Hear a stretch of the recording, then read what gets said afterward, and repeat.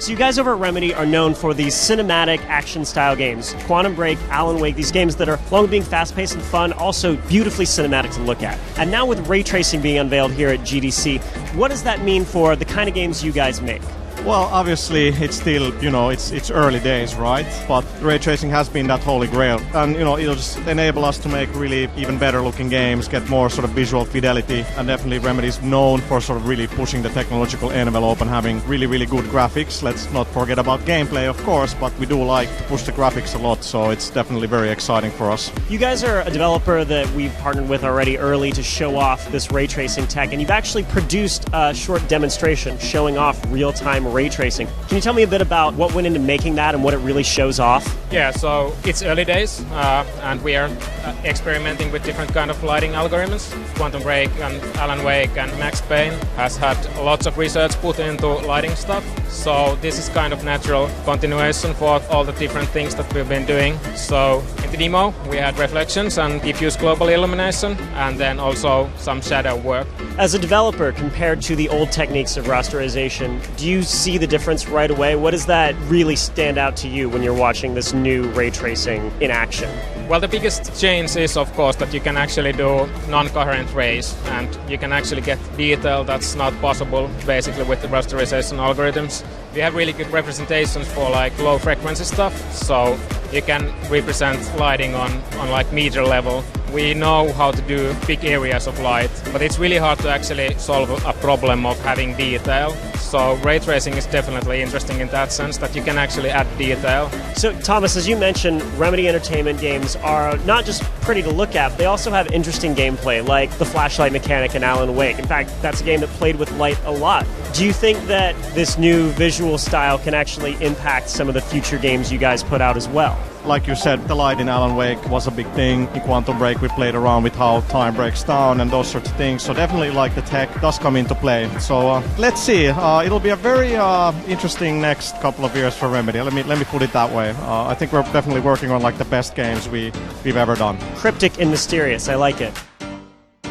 Speculated that this is Nvidia's way of forcing ray tracing into becoming a mainstream game technology because they're dedicating the hardware for it and creating this division. Otherwise, it could just be some feature that could fall to the wayside. But if they promote it by having specific classes of GPUs that are dedicated to it, it could be something that's big, or it could fall to the wayside like physics, and everybody's just be like, this should just be in a graphics card.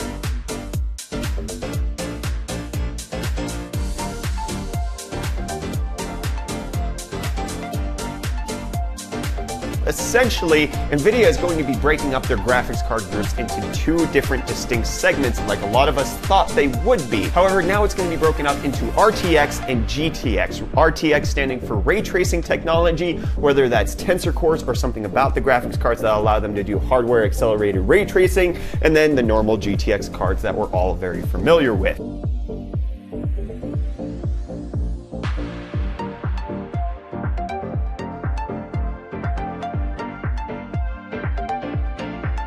So first up, we have a leak from Benchlife, and they have some information on what the cooler design of the Founders Edition cards will be. We're typically used to having blower-style coolers with a single fan that blow the air out the side of the card. However, it appears because these are going to be such big, hot chips for the upcoming next-gen GPU series that they are going to put two fans on it, and then it's going to be an open-air cooling design. So we're here to talk about ray tracing technology, and from what I've heard, this sounds like paradigm shifting. This is the future of graphics rendering. Why is this so huge? Oh, this is a really awesome time. So I've been in the industry for many, many years. I'm an old guy now, but started in film and eventually moved into games. And one of the things that was used a lot in film was this technique called ray tracing. It simulates real-world lighting, real-world reflections, real-world refractions, and honestly in gaming that wasn't really possible to do because it's a very processor-intensive thing. So a lot of game technology faked a lot of real-world effects. And they do that through what's called screen space effects. Either it's screen space reflections and screen space heavy occlusion, and there's really a lot of trickery. So now ray tracing, as I understand it, is actually mimicking how light itself behaves. Is that correct? Exactly. I mean, think of ray tracing as almost what it sounds like. So from a light, you will trace a ray down to the ground and then hit the ground, maybe lose some energy and bounce up onto a wall and pick up the color of the wall and bounce off. Yeah, the light bends and refracts, and light does all these interesting things. Exactly. And now with ray tracing technology, we can mimic that. Now, as I understand it, something like 1 billion photons hit your retina every minute. So how close does it have to be to mimic that? Sure, so this was the big thing. Those ray calculations are very expensive, and they bounce around the room, they lose energy, and you need lots and lots and lots of rays to do that. Yeah.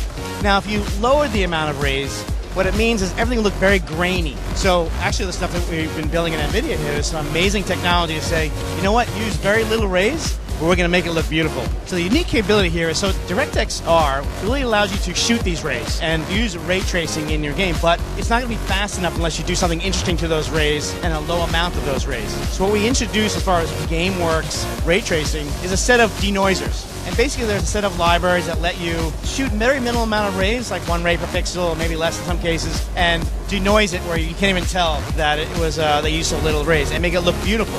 That is the key difference, which makes this applicable in real time. So we're at GDC. It's all about game developers and what they can use to bring into their games. So is there a way for them to actually get a hold of ray tracing from GameWorks already? Yes, so on GameWorks on Nvidia's website, there's going to be a set of libraries coming in the next 30 days or so, where people can download some samples of how to use the technology, as well as the libraries themselves. And we did it at a level where any engine or game developer can use this technology to make fast ray tracing. What developers are on board already? We've got some great partners at the show this year, right? So like Remedy has got some great stuff going on already using this technology that we're working on together. You were telling me before we went on camera that this has been the holy grail since before you were born. Absolutely. Well, before even Brian was born. Right. And so ray tracing is actually changing from what I'll call like an artistic version of creating images to more of a physics version of creating images.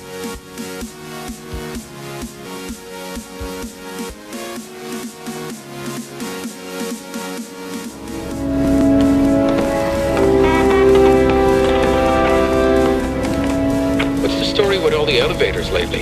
I heard Kylo Ren destroyed the one over in D sector. If you ask me, who's ever in charge of this place should be transferred to Hoth. What?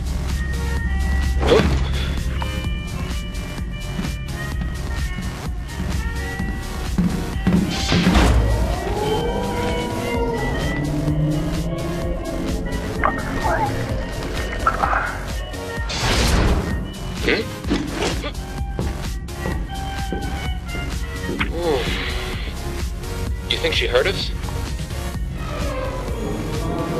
Yeah, I think she heard us. At least we blend in for once.